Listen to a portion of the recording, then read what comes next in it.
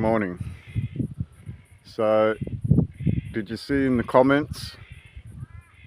I believe the police are trying to siege you with legal stupid, hoping that they would get a reaction. But we don't play that get out of fine stupid.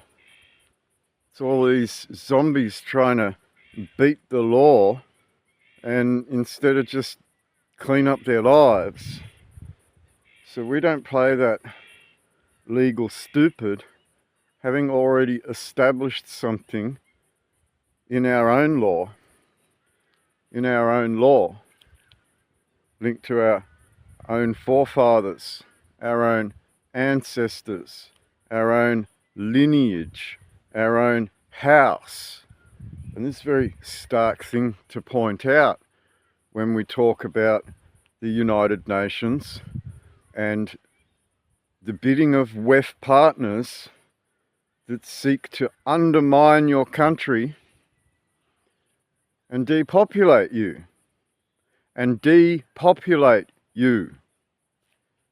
that's a harsh reality to face when you look at the actions of a forced industrial revolution 4.0 and some of the statistics that these people have presented in their plans.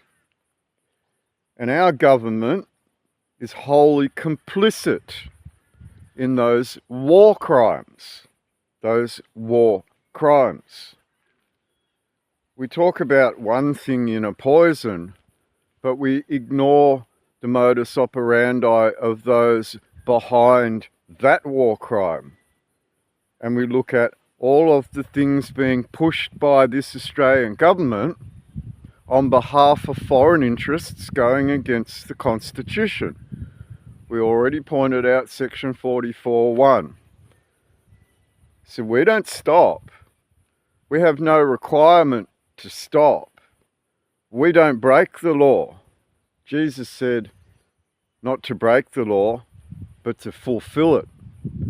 And that meant putting that foundation stone down on the ground and pointing out who was in Father's house, and then dealing with the situation in Father's house. That house sealed by all of those deaths in those Anzac that are just being trampled on by Anthony Albanese and his cohorts in the Federal Executive Council. Not the Cabinet, the Federal Executive Council, where all the ex-Prime Ministers and ex-Governor Generals sit and advise the rest of the country on its performance, on its direction. And I think we're going in the wrong direction, following foreign interests that seek to harm Australia, listening to the bidding of the World Health Organization and the World Economic Forum is harming Australians. And they full well know it, because they're being manipulated by stakeholders who have a grasp over them in a body corporate that sits in your government and administers it on behalf of the United Nations. So to clean this mess up is a biblical scriptural thing. You can't serve two masters.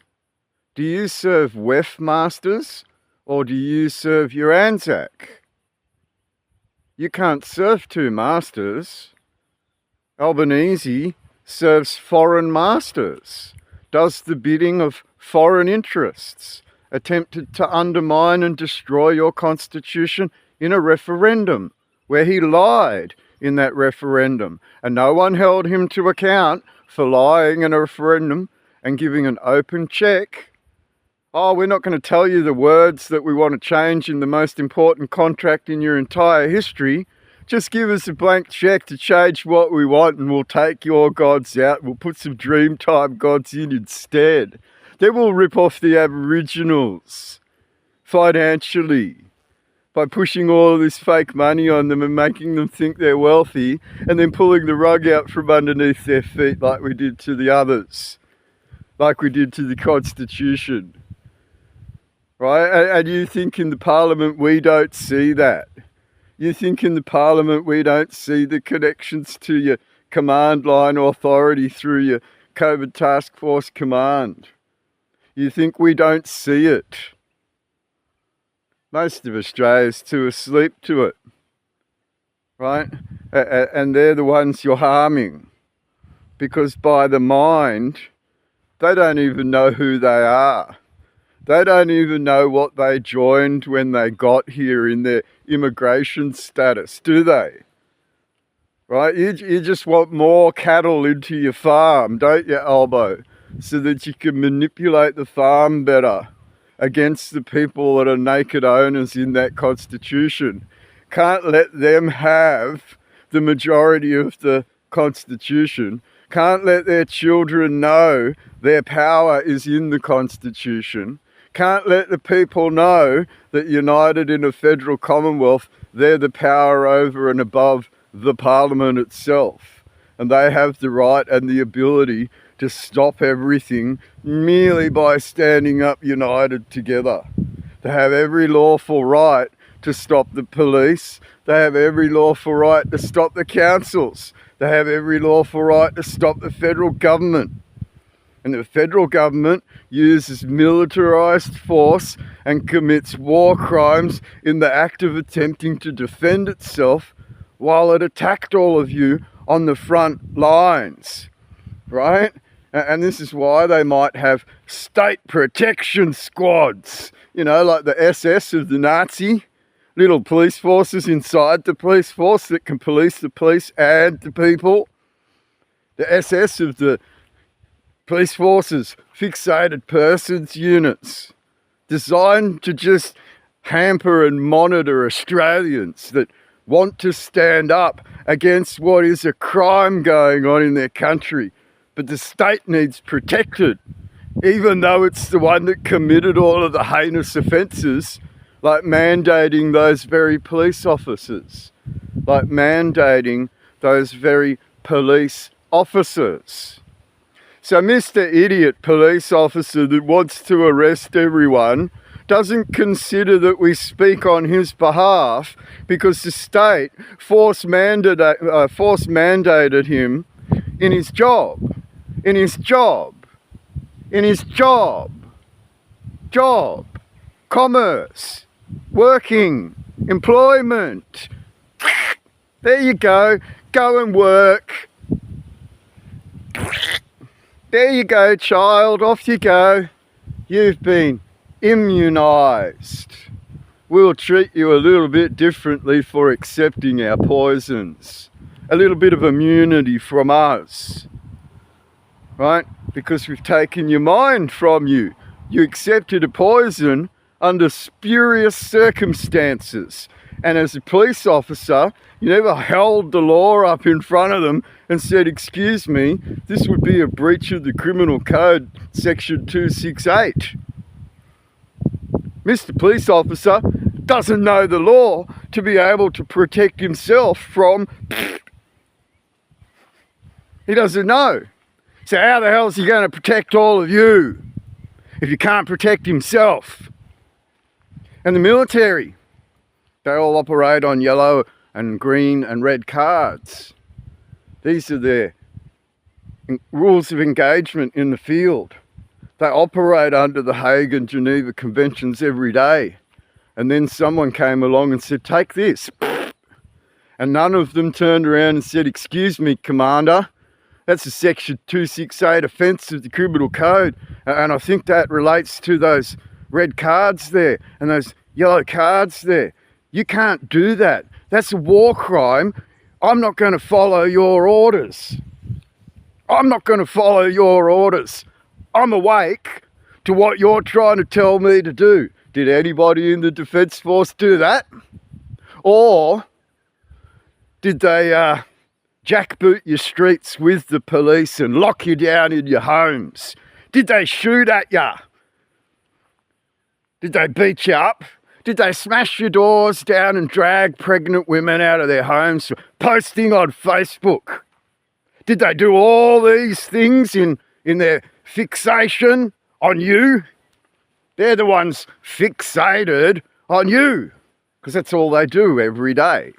Every single day of the year, they're fixated on you. They won't let you grow up. They won't even stand up for themselves. That's the point here. Excuse me, Commander. That's a criminal offence under Section 268. What are you doing committing an offence, Commander? Should I arrest you, Commander, for committing that offence? I have a right in command line responsibility to point out the fact that my commanders are committing criminal offences. But I don't have the balls to stand up and say anything. So what I'm going to do instead is attack the people pointing it out to us. Pointing it out that the Australian government committed a war crime.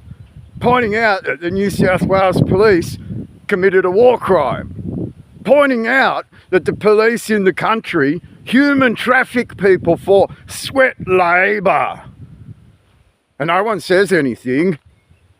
Fixated persons have to jump on everyone for pointing it out. For pointing it out. And we told you yesterday, we don't break the law. We watch all of them do it. And we document it. And eventually, we'll walk into those courtrooms and charge them. Charge them. But my fear is that the DPP will throw these cases out and not hear them at all, which is a criminal offence. So slowly, we work to the public opinion so that they can't hide it and sweep it under the rug and cancel it from the courtrooms, because it's a threat to them. It's a threat to their very selves that they committed these crimes en masse. They conspired together. They have state protection squads to protect them from their conspiring together. Right? They attack you on a front line, conspire together, use force against you, and then refuse to be accountable for all of the things that are pointed out on the table to them. A war crime is a war crime, and the New South Wales Police Commissioner did nothing about it. Did nothing about it. A war crime is a war crime, and the Australian Federal Police did nothing about it. Did nothing about it. A war crime is a war crime, and those military police in the Australian Defence Force operating under those conventions and treaties are going to realise they're fully obligated at law under the Brereton Report and all those things that preceded the Brereton Report to act or be found to have aided and abetted a war criminal. As we move forward, we do not allow these people to sweep it under the rug. They jabbed everyone. They forced it on everyone with threats of torture. But can't excuse themselves by saying, oh, it was a voluntary thing. No, we want 100%. We're on the front foot. We're going to get you all.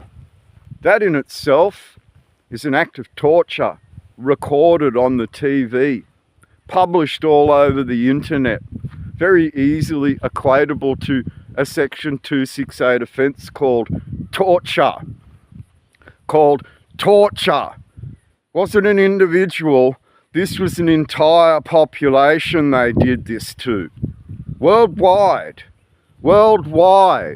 which must mean that the modus operandi comes from those stakeholders that paid for it all and allowed their buddy corporations to be excusable from the law.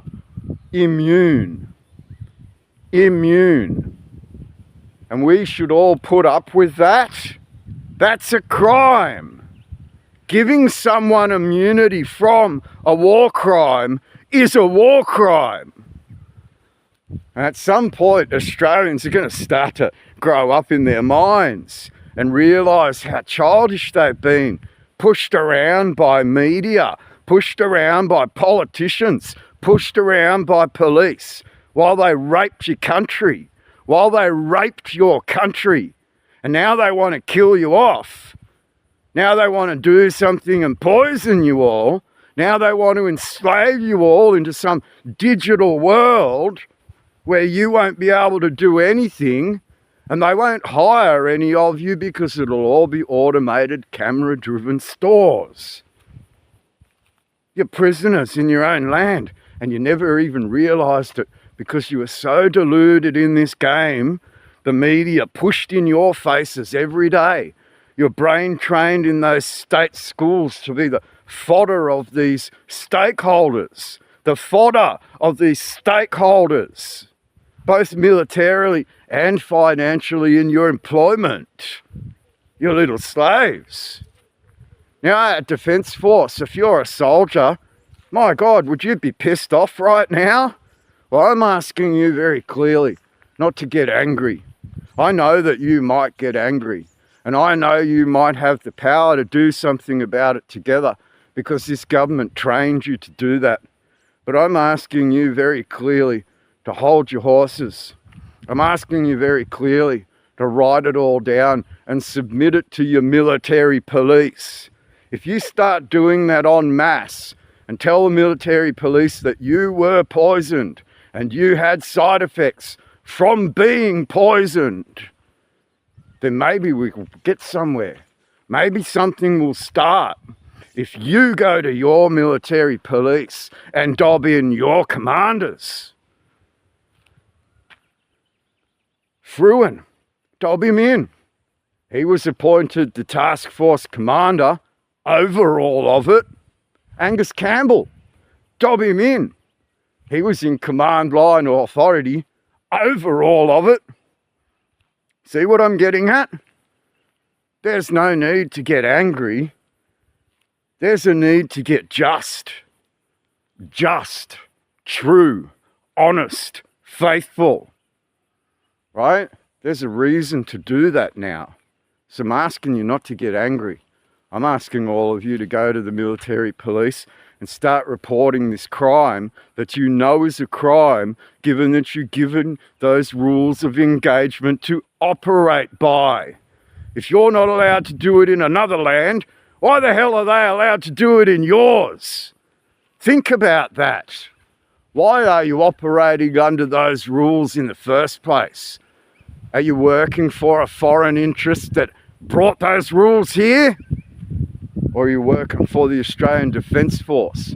Seems to me since 1974, they changed the Defence Force into something else. Go and have a look at the Defence Acts, especially the 2016 one, which is an absolute disgusting disgrace. Right? This demonstrates that they are attacking you, and your sons and daughters are working for them. So your sons and daughters are attacking their parents at home on behalf of the government of the day that's going to hold your sons and daughters to rule of law. Follow our orders or go to jail. But sir, your orders are a war crime. I'm not committing a war crime. I don't think any of the people in this country have the brains to stand up for themselves in that respect. I just honestly don't. I think you're all dumbed down to believe you serve the government instead of God. Honestly believe you're so dumbed down, you'll send your children to serve the government because it's getting paid. Well, what about the death that happens on those battlefields? Is getting paid enough? Or is there honour, duty, allegiance and God in all of that? Why we fight? Why is there a stone of remembrance on the ground that says greater love hath no man than to lay down his life for his friends? It doesn't say greater love hath no man than to lay down his life for his government, does it? It doesn't say that at all, does it? So how do we move forward?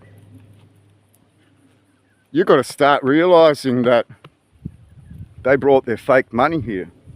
They run their fake money systems under their rule of law. Their rule of law is what we see George Bush Sr. talk about, the rule of law versus the law of the jungle. What he means is the rule of the seas over your sovereignty on the law of the land. Rule of law of the admiralty of a foreign power or the law of the land of your own country. Oh, if you go to other countries, you may not get the rule of law. You might get some freedom. You might be obligated to their laws, given that they're sovereign to their gods. Maybe we should honour them for being sovereign to their gods and respect them for having culture, instead of being this government that doesn't want anybody to have culture. Look at the way they've treated the Aborigine over the last 30 years. I mean, doesn't that describe it enough for you? They manipulate the Aboriginal, and they manipulated an apartheid in your country, which is a war crime in itself. And you never thought about that. 30 years of apartheid in your country. 30 years of apartheid in your country, committed by these politicians willingly, dividing Aboriginals from the rest of the country, treating them like they were a special case, when in 1967 they all joined the same constitution and became citizens equal to the rest of you. But they're a special case, right? Right? Special case. Citizens that don't know where they came from, can't go back to their dream time because they don't know their gods, can't define their realm. This is what the government did to these people. So now they argue all this law-tard stuff, like all get out fine groups, and never actually get anything in respect to the government. Because the government is what? Foreign interests and foreign stakeholders and foreign control going against Section 44(1) of the Constitution. And we all allow that to occur. We wholeheartedly sit on our asses just going, yeah, okay, just serve that WEF partner. Yeah, okay, just serve that WHO. They're foreign interests, right? Just serve them. Oh, what's that Hague for again, Mr. Administrator? Well, what's that Hague for again, Federal Executive Council? Are they rules of engagement for you while you administer a country that you went outside of? That you went outside of? That you went outside of? Rule of law, right? Rule of law or the law of the land? Well, the law of the land said that you're a criminal, and rule of law said you were a criminal. So under both those sets of laws, shouldn't you go to jail? Shouldn't your colleagues arrest you and put you into that situation where you have to answer to these crimes? Or are you complicit and have you conspired together? And have you used state protection squads to protect you while you conspired together? Yes, you did. You dragged pregnant women out of their homes. You attacked people on their own war memorials. You attacked people for no reason whatsoever because you have thug police. You have thug police. Dumbass police that never bothered to go to their command and say, I ain't following your orders, fuck off. Dumbass following people. Dumbasses like Matthew Reason that called every other state force in to do his bidding. To do his bidding in a war crime. Making every state police force complicit in that war crime. And no one will do anything about it. No one will do anything about it because everyone's too scared to speak up. Well, I'm telling you, don't be. They committed real world offences. These people are real world criminals. You don't have to attack them and tanty in the streets anymore. You have to get united. You have to support what's going on. You have to tell all your neighbours and your friends. You have to raise the energy for this because they did what they did and there's no excusing them from it. There is zero excusing them from it. All we need to do worldwide, in all these countries, is step up and point a finger at these criminals and say that we're not going to let it go. Make them go to court. make the government put them in this position. They committed heinous international criminal offences in your land. And this is where the Brereton report said very clearly, they were obligated to hear any war crime that was brought up. And how many have I brought up? And do you see them acting on them like they're obligated to do under the Brereton report? Does that mean they're complicit? Hello, United Nations. Your administration here is committing serious and heinous criminal offences, and I think you need to come and clean them up. I think you need to come and clean them up. They do work for you, obviously. I mean, those police prosecutors do operate out of The Hague, don't they? They do operate under that Hague Convention, don't they? So why aren't you charging the very police that did this stuff to the people? And why aren't you charging the military that did this stuff to the people? And why aren't you charging the politicians that did this stuff to the people? It's very clear. You had an obligation. You were told by Justice Brereton, if you didn't deal with all the complaints that were relative to a war crime, then you could be seen as aiding and abetting that war crime, right? Aiding and abetting that war crime. That war crime. You know, the one in the criminal code that you were supposed to inform your command that you weren't going to break, but you did anyway because you had no brains. I'll just follow orders, boss. I've got guns on the side of me. I can get away with whatever I want. They'll sweep it under the rug. They'll use the police and the state and the state's lawyers to get me out of shit. Well, I don't think that's going to happen, given that I already sued a cop for trespass and won. All right? They're on the back foot and they know it. And this is why they're scrambling right now. Because they know that they were obligated to do something about this, and they haven't. And they haven't. They know they were obligated to do something about international law under the Brereton report, and they haven't. So all we need to do is make them. Impress upon them that we've had enough. Follow the law. Jesus came to fulfill the law, and we're here. Follow rule of law that you brought here and make sure you adhere to every letter of it. Oh, crap, you're not. Shall we go through that list? Oh, crap, we already did. We informed you fully. And you still sit on your hands. And your military police are obligated, your Australian Federal Police are obligated, and your state police forces are obligated to follow those orders because they're within the law. That means arresting politicians. That means arresting police officers.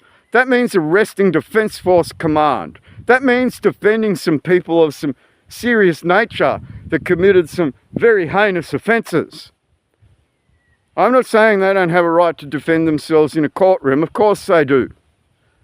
But this government needs to put these people before that courtroom. They have an obligation.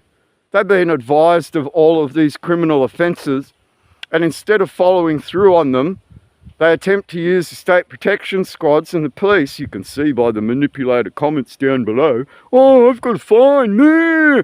Do you want me to fall into that trap, do you, when you're the fucking criminal? When you're the criminal.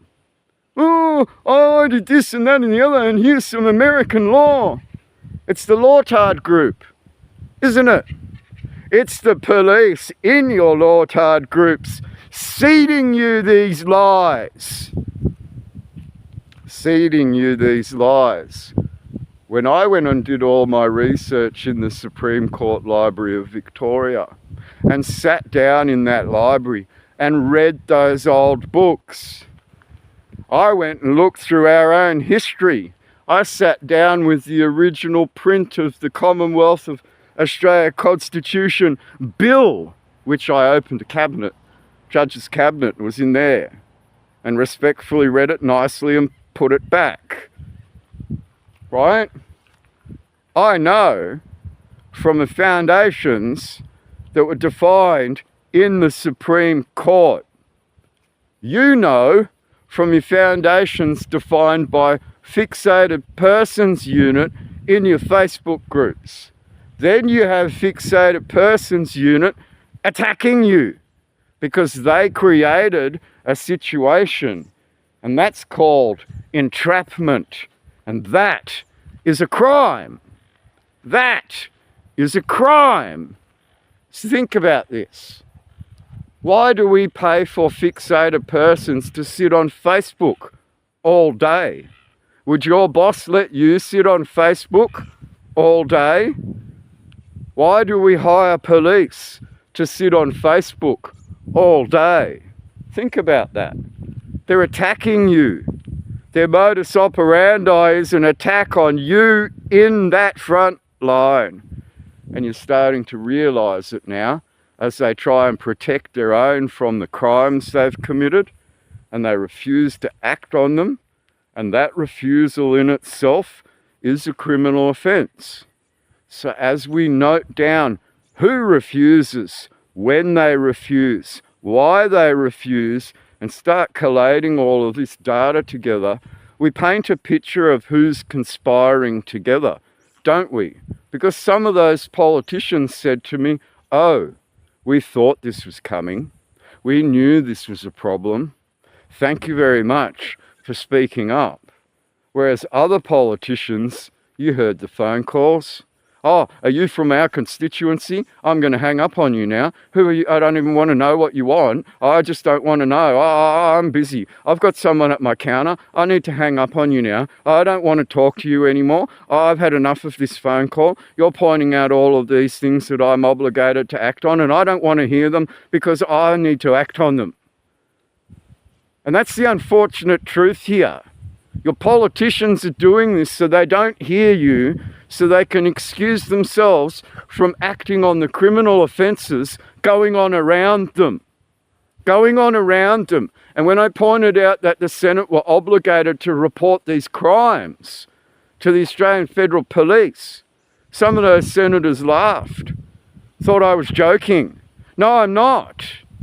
You're heinous war criminals that did something very serious in the law. And you're not going to get away with it. We, the people of this Constitution, won't let you get away with it. It's our Constitution. You're our public servants. You will serve, and you will do it justly and within the law. And even if you are rule of law and administration, you're obligated to administrative law and all of those international treaties and pacts and conventions. I'm pointing them all out. Why aren't you following them? Do you think you're above the law? Do you think you can just go and attack people willy-nilly without any consequences for it? I mean, look at Slobodan Milosevic. Are you equating yourself to that? Because that's what happens if you play this game. You eventually get called in and not let go. The international world and all the embassies in Australia should be informed that this Australian government doesn't follow international law. That's about the bottom line here. Under the Law of Nations by Vattel, any country that doesn't follow its treaties shows to other countries that it doesn't follow its treaties and opens itself up to war. And that's what your government is doing by not following and adhering to those international laws. It's demonstrating to all the other countries that it doesn't want to charge its own criminals with criminal behaviour because they're above the law. And that might be the big problem that's going on around the world right now, as they're all pushed to follow rule of law and lose their power as a change of usufruct happens to a new creditor. A new creditor, you shall know them by their rainbows. So as we leave you today, I want you to think, should they get away with it? No, they shouldn't. Should we put down all their crimes on the record and finally point them out for what they are, going back the 15, 16 years that I know of them? Of course we should. We should talk about what they did in council, right? We should talk about how they did that. We should talk about all of these things that have happened over the last 20 years and hold them to account. We should look at our future as people and not believe in politicians to give it to us. Not believe in politicians that have been causing you financial harm and slavery and human trafficking and all these things that go against all those international laws they were obligated to follow. And they're losing that power right now because of Israel, aren't they? So if we look at this wider scope that's out there in the world, all these people that thought they had power instantly lost it. And now you're starting to see Diddy, Epstein, so on. And that will seep into the Australian Parliament because there's 22 pedos in there. There's 28 of them, including in the judiciary. And it was very clearly put on the Parliament record that we would have no faith in this government or the judiciary if we found out who they were. And I think we should demand that they name them. I think we should demand that we see them arrested now because of all the Diddy Epstein stuff. They're complicit in it, aren't they? They're complicit in it worldwide, aren't they? Right? Should they get away with it? No. Should we hold them to account to it? Yes. Should we put all the law on the table and expect them to follow it? Yes. Should we point out that the Brereton made them obligated to follow it? Yes. Should we make it very clear that the Brereton made it clear that they're obligated to hear everything you put in front of them and follow through on it? Yes. Are they? No. Have they whitewashed the Brereton report from the command in Angus Campbell? Yes. Did they do that with the other one? Yes. Who came out and did politics and brought LRAD out to test it on all of you? Were they in Afghanistan? Yes. Is it adding up? You all played politics with war criminals and tried to get them into office. Now it's being pointed out. Now it's clearly being pointed out. They would have got away with it if McBride didn't come out and say something. They would have got away with it if McBride didn't come out and say something. McBride's just lucky that I'm here pointing it out, because I'm not obligated to some sort of Secrets Act, am I?